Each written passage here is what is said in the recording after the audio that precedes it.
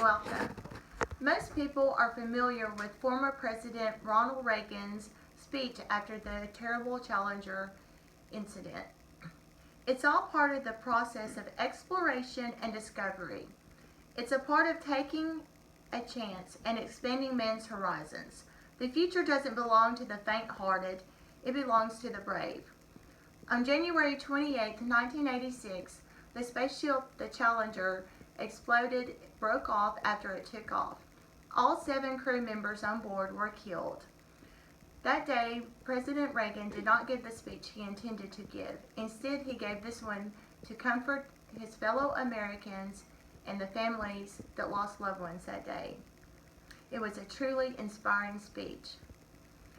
He used several different approaches for addressing his audiences, because he was addressing several different audiences at one time. He began with ladies and gentlemen. At this point, he was addressing the general public of America as a whole. He later transitioned into speaking to the families when he said to the families.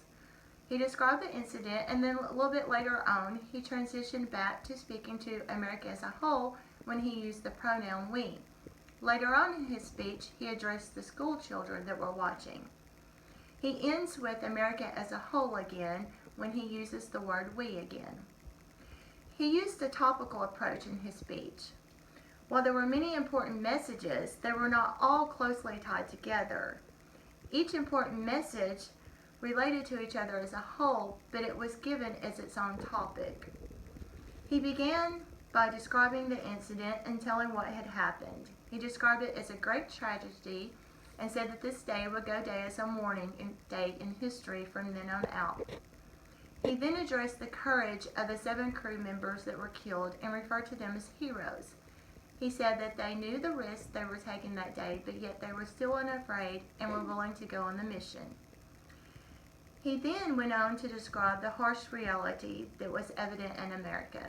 Americans had grown so used to great, awesome events and things taking place that they had forgot about the risks that were involved when we did something unknown, such as going into space. That it should be handled carefully because it was unknown.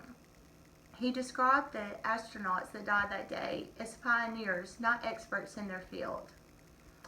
He said that pain is part of the process of discovery, and unfortunately, it is inevitable that terrible things will happen along the path to roads of new discovery. President Reagan delivered his speech quite well. He was very confident throughout his speech. He maintained an even tone. He projected his voice so that it could be heard clearly. It was not too loud or too soft or too fast or too slow. He dressed appropriately in formal attire. His voice was clear. He did not make unnecessary gestures with his hand that distracted from the speech. He maintained eye contact at all times. He kept his words interesting and concise. It was a very well delivered speech. On January 28, 1986, the Challenger spaceship broke off and exploded. All 7 crew members were killed that day, but they will forever be remembered as heroes. Reagan delivered a wonderful speech that day, which not only comforted the American people, it also comforted the ones who had lost loved ones and provided great comfort to the ones viewing him on TV. This speech went down in history as being inspiring because he comforted a nation during a national tragedy. Thank you.